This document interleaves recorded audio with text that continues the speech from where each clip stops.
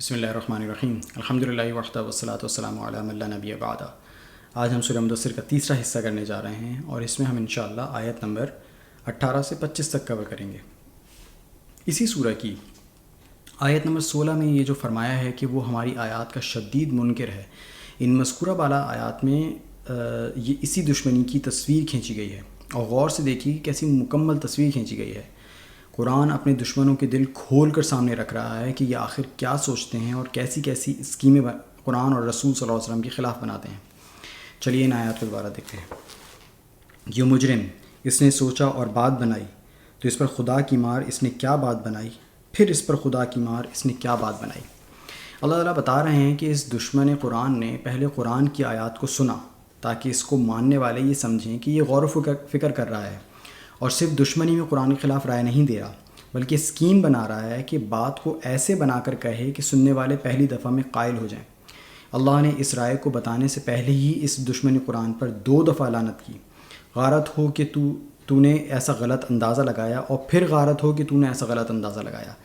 اصل میں یہ لعنت برائے لعنت نہیں، بلکہ اس رائے کی برائی کو واضح کرنا ہے کہ کس قدر شیطانی کام ہے یہ، اور پھر سننے والوں کو بھی اس رائے سے متنفر کرنا مقصود ہے تاکہ وہ صحیح کی طرف متوجہ ہوں۔ پھر ادھر ادھر دیکھا، پھر تیوری چڑھائی اور منہ بنایا، پھر پلٹا اور اکڑا۔ اس کی رائے کو انویلڈ کرنے کے بعد اب قرآن نے اس کے انداز پر تبصرہ کیا، اور کیا خوب تصویر کھینچی ہے۔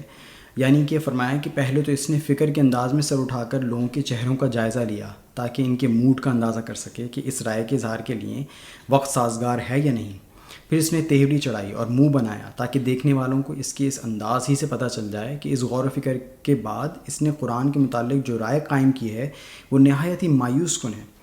پھر وہ نہایت تکبر کے ساتھ پیٹ پھیر کر وہاں سے کچھ بڑبڑاتا ہوا چل کھڑا ہوا۔ پھر بولا، یہ محض زبان و بیان کی جادوگری ہے، وہی جو پہلے سے چلی آ رہی ہے، یہ کوئی الہام نہیں ہے، یہ محض انسان کا کلام ہے۔ اگرچہ اوپر کی تصویر کشی کے بعد کسی تفصیل کی ضرورت باقی نہیں رہی تھی، لیکن اس دشمن کی حرکتوں نے سارا راز کھول دیا۔ تاہم قرآن نے اس کے الفاظ بھی نقل کر دیے کہ وہ کیا زہر اگلتا ہوا نہایت تکبر کے ساتھ پیچھے مڑا۔ فرمایا کہ اس نے کہا کہ یہ تو جادو ہے جو پہلے سے چلا آ رہا ہے۔ قریش کے لیڈروں کی زبان سے قرآن کو جادو کہنے کی اصل وجہ یہ تھی کہ جب قرآن کی بے پناہ تاثیر کا انکار ان کے لیے ممکن نہ رہا تو اس کے خلاف انہوں نے یہ پروپیگنڈا شروع کیا کہ یہ جادو ہے، تاکہ عوام کے دلوں میں اس کے کلام اللہ ہونے کا روب جو بیٹھتا جا رہا تھا اس کا توڑ کریں، اور یہ بھی کہا کہ یہ کوئی ایسی نادر چیز نہیں ہے جو پہلی مرتبہ ظہور میں آئی ہو اور قرآن کے ساتھ مخصوص ہو، بلکہ یہ پہلے سے چلی آ رہی ہے۔